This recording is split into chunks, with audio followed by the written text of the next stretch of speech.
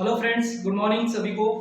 और हम लोग फिर से संविधान का जो हम लोग भाग 5 पढ़ रहे थे, उस भाग 5 में हम लोग कार्यपालिका पढ़ रहे थे।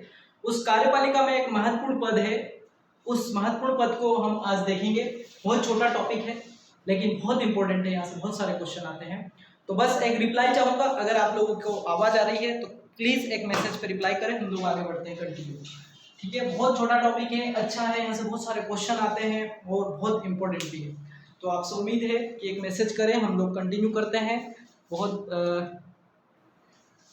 देखो, भारत का संविधान का भाग 5 हम लोग पढ़ रहे थे, उसमें कार्यपालिका, विधायिका और न्यायपालिका। हम लोग कार्यपालिका पढ़ रहे थे। कार्यपालिका होती 52 से लेकर 78 आर्टिकल तक। तो इसमें हम लोगों ने कल 75 आर्टिकल जो था 75, उसमें प्रधानमंत्री और उसके बारे में पढ़ा था। आज हम लोग पढ़ेंगे 76, आर्टिकल 76। तो आर्टिकल 76 जो है वो एक महत्वपूर्ण टॉपिक में है और इसमें से क्वेश्चन जो आते हैं मैं बता देता हूँ। देखो, ओके, आवाज आ रही है क्लियर आपको? महान्यायवादी जो है, महान्यायवादी का पद दिया गया है आर्टिकल 76 में। याद रखिएगा, क्वेश्चन यहाँ से आता है, महान्यायवादी का पद किस आर्टिकल में दिया गया? तो 76 में दिया गया है। अब महान्यायवादी क्या होता है, इसके बारे में थोड़ा सा मैं बता देता हूँ। महान्यायवादी जो होता है वो भारत सरकार का विधि अधिकारी होता है, अर्थात अगर हम दूसरी लैंग्वेज में कहें तो भारत सरकार का वकील होता है।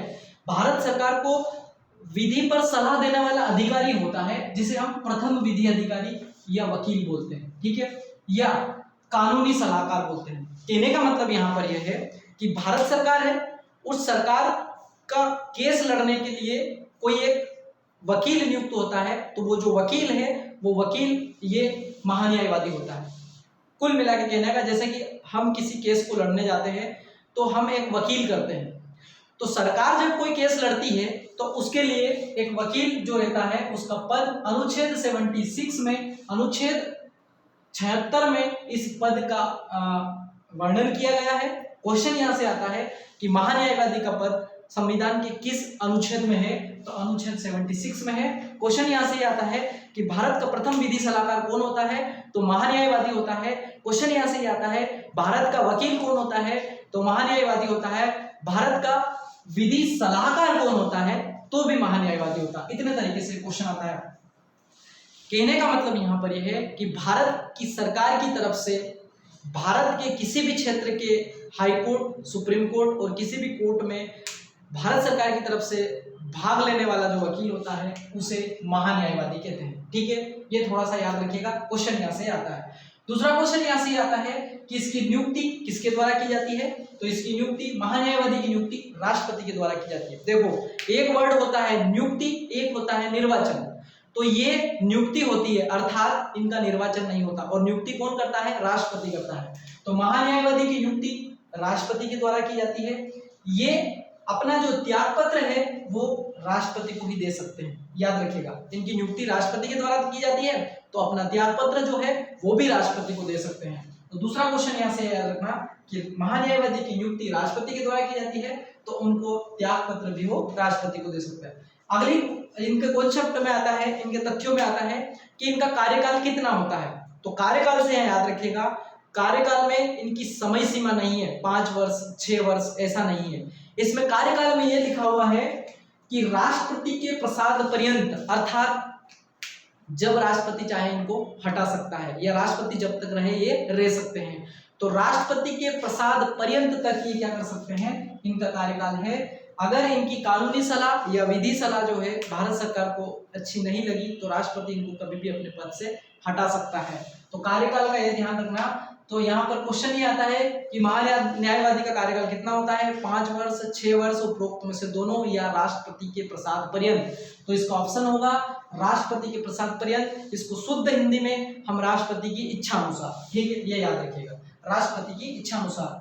अब चूंकि महान्यायवादी है तो उस महान्यायवादी की बनने की कुछ योग्यता है कि किस व्यक्ति को महान्यायवादी बनाएगा।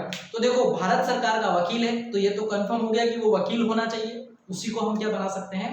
भारत का महान्यायवादी बना सकते हैं।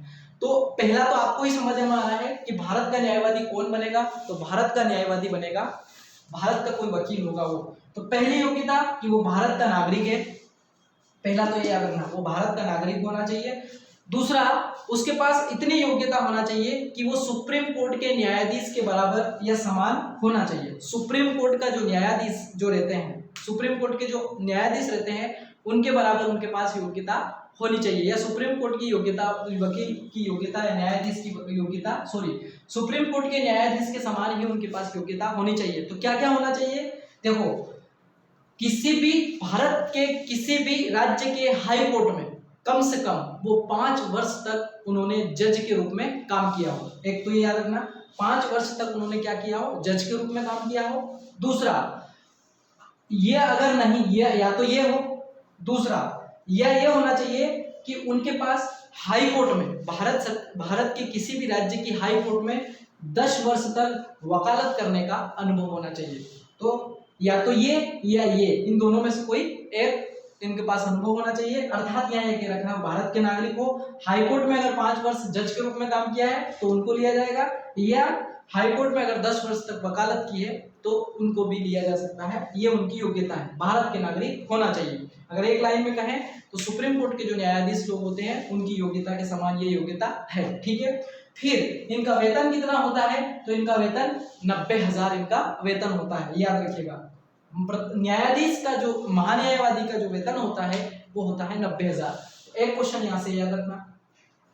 अब यहाँ से एक चीज ये याद रखना कि भारत का न्यायाधीश, महान्यायवादी जो होता है, भारत का महान्यायवादी वो संसद का सदस्य नहीं होता है, तो उनको कुछ शक्तियां दी गई है। तो शक्तियां क्या क्या है कि देखो, पहली शक्ति नहीं कहेंगे, महान्यायवादी जो है वो संसद का सदस्य नहीं होता है, जबकि ब्रिटेन का महान्यायवादी जो होता है वो मंत्रिमंडल का सदस्य होता है, एक राजनीतिक पद होता है उसमें, और इसमें अंतर है। क्वेश्चन इतना आता है यहाँ से कि ब्रिटेन के महान्यायवादी और भारत के न्यायवादी में क्या अंतर है? तो भारत का न्यायवादी जो रहता है वो मंत्रिमंडल या संसद का सदस्य नहीं होता है, जबकि ब्रिटेन का जो महान्यायवादी होता है वो संसद का, मंत्रिमंडल का सदस्य होता है, और वो एक राजनीतिक पद होता है। यहाँ पर ये पद जो है महान्यायवादी का, ये राजनीतिक पद भारत में नहीं होता है। तो पहला, वो संसद का सदस्य नहीं होकर भी उसके पास क्या पावर है भारत की संसद में? संसद की किसी भी बैठक में भाग लेने का, बोलने का और संसदीय समिति में भाग लेने की शक्ति प्राप्त है भारत के महान्यायवादी को, याद रखिएगा। संसद की बैठक में भाग लेने का, संसद की में बोलने का और संसदीय समिति में बैठक में भाग लेने का अधिकार महान्यायवादी को है। लेकिन याद रखिएगा, संसद की शक्ति में चूंकि वो संसद का सदस्य नहीं होता, ना वो राज्यसभा का सदस्य होता है, ना ही वो लोकसभा का सदस्य होता है, इसलिए उसको जब वोटिंग की बारी आती है तो वोट देने का अधिकार महान्यायवादी को नहीं है, ये याद रखना। क्योंकि वोट वही कर सकता है जो संसद का सदस्य हो। ये इतना सा ध्यान रखना है इसमें कि संसद के सदस्य को वोट डालने में कोई प्रॉब्लम नहीं है, लेकिन भारत का जो महान्यायवादी है उसे संसद में वोट देने का अधिकार नहीं है, जबकि संसद की बैठक में भाग लेने का, बोलने का और किसी भी संसदीय समिति में भाग लेने की शक्ति प्राप्त है, लेकिन वो वोट नहीं दे सकता। दूसरी चीज इसमें यह है कि भारत के भौगोलिक क्षेत्र के किसी भी कोर्ट में जो महान्यायवादी होता है वो सुनवाई में भाग ले सकता है, याद रखिएगा। भारत के भौगोलिक क्षेत्र के किसी भी कोर्ट में भारत का महान्यायवादी जो है वो उसे किसी भी अदालत में भाग लेने का अधिकार है। दूसरा अधिकार ये है, एक संसद का है, एक भारत की किसी मतलब सरकार की तरफ से केस लड़ने के लिए वो कहीं पर भी भाग ले सकते हैं, सुनवाई सुन सकते हैं। एक इसमें ऑब्जेक्शन ये लगा हुआ है कि बिना भारत की सरकार की अनुमति के बिना वो किसी भी आपराधिक मामलों में किसी व्यक्ति का बचाव नहीं करेंगे, ये उन पर मतलब एक तरीके से प्रतिबंध लगता है। तो ये उनकी शक्तियां हैं, बहुत इंपॉर्टेंट पार्ट है। अब एक दो चीज यहाँ से ये आती है कि प्रथम न्यायाधीश कौन थे, प्रथम महान्यायवादी कौन थे, प्रथम महान्यायवादी कौन थे? तो 1950 से 1953 तक प्रथम महान्यायवादी होने का जो मतलब प्रथम महान्यायवादी थे MC सीतलवाड़, याद रखिएगा। क्वेश्चन एक ये भी आता है कि भारत के प्रथम महान्यायवादी कौन थे? तो MC सीतलवाड़। वर्तमान में कौन है? तो वर्तमान में है के वेणुगोपाल। वर्तमान में कौन है? के वेणुगोपाल, ठीक है। प्रथम कौन थे? MC सीतलवाड़ 50 से 53 तक, और वर्तमान में कौन है? वे के वेणुगोपाल। एक फैक्ट याद रखना। दूसरा याद रखना कि एक और नाम आता है यहाँ पर सॉलिसिटर जनरल का, और सॉलिसिटर जनरल कौन होता है? तो सॉलिसिटर जनरल भी महान्यायवादी ही होते हैं कि महान्यायवादी के पास काम की बहुत अधिकता है, तो इस काम की अधिकता के कारण एक अतिरिक्त पद रखा गया है ताकि उनके काम का क्या हो सके, बंटवारा हो सके।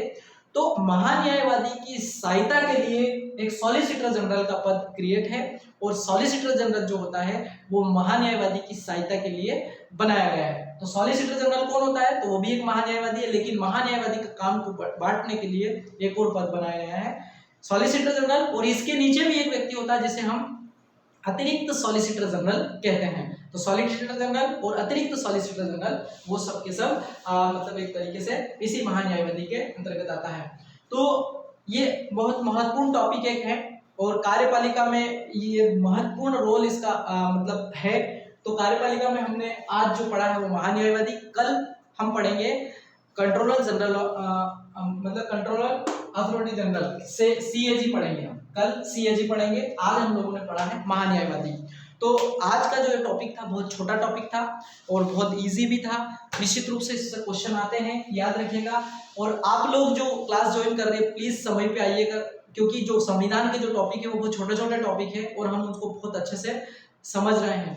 तो आप लोग जो लेट ज्वाइन कर रहे हैं वो जल्दी आए ताकि आपको अच्छे से चीजें को समझ में आ जाए। और अगर लेट आ रहे हैं तो YouTube पे जो वीडियो अपलोड किया जाता है आप उसको सुनिएगा, निश्चित रूप से आपको फायदा मिलेगा। तो मैंने आज आपको बताया संविधान के भाग 5 में कार्यपालिका का एक पार्ट है महान्यायवादी, जिसका वर्णन अनुच्छेद 76 में किया गया है। ये भारत का प्रथम विधि अधिकारी, ये कानूनी सलाहकार या वकील होता है। ये भारत सरकार को कानूनी सलाह देता है, अर्थात भारत सरकार की तरफ से कानून लड़ने की शक्ति इसके पास है। इसकी नियुक्ति राष्ट्रपति के द्वारा की जाती है, त्याग पत्र राष्ट्रपति को दे सकते हैं, कार्यकाल इनका राष्ट्रपति के प्रसाद पर्यंत तक होता है। योग्यता वो भारत का नागरिक होना चाहिए। सुप्रीम कोर्ट के जो न्यायाधीश होते हैं उनके बराबर योग्यता, तो उसमें क्या क्या होना चाहिए, किसी भी हाई कोर्ट में वो 5 वर्ष तक जज के रूप में काम किया हो, या किसी भी हाई कोर्ट में उन्होंने 10 वर्ष तक की वकालत की हो, उस व्यक्ति को महान्यायवादी बनाया जाता है। इनका वेतन जो होता है वो 90,000 होता है। इनके पास जो शक्तियां हैं वो शक्तियां हैं कि संसद के में बोलने, भाग लेने और संसद की किसी भी समिति में भाग लेने का इनको अधिकार है, लेकिन वोट देने का अधिकार नहीं है। साथ ही ये भारत के भौगोलिक क्षेत्र में, भारत की सीमा के अंदर किसी भी कोर्ट में ये सुनवाई में भाग ले सकते हैं, ये इनको अधिकार प्राप्त है। ठीक है। और इनके प्रथम जो महान्यायवादी थे वो MC शीतलवाड़ थे। वर्तमान में के वेणुगोपाल राव है, और यहाँ वेणुगोपाल है। और याद रखिएगा भारत और ब्रिटेन का जो महान्यायवादी, इन दोनों में अंतर इतना है कि ब्रिटेन का जो महान्यायवादी है वो राजनीतिक पद होता है, मंत्रिपरिषद का सदस्य होता है, जबकि भारत का महान्यायवादी जो है वो संसद का सदस्य नहीं होता है और वो ना ही मंत्रिपरिषद का सदस्य होता है। अर्थात इन दोनों में इतना अंतर है। तो कहने का हमारा मतलब यहाँ पर यह है कि ये जो महान्यायवादी का पद है ये भारतीय संविधान में एक महत्वपूर्ण पद है और सरकार के विधि सलाहकार के रूप में काम करते हैं।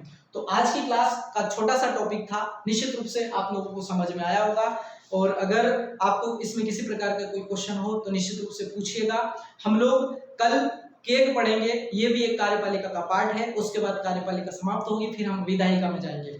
तो निश्चित रूप से आपको क्लास बहुत अच्छी लगी होगी। आप घर पे रहें, स्वस्थ रहें। अगर 18 से अधिक उम्र के तो वैक्सीन जरूर लगाएं। जय हिंद, जय भारत।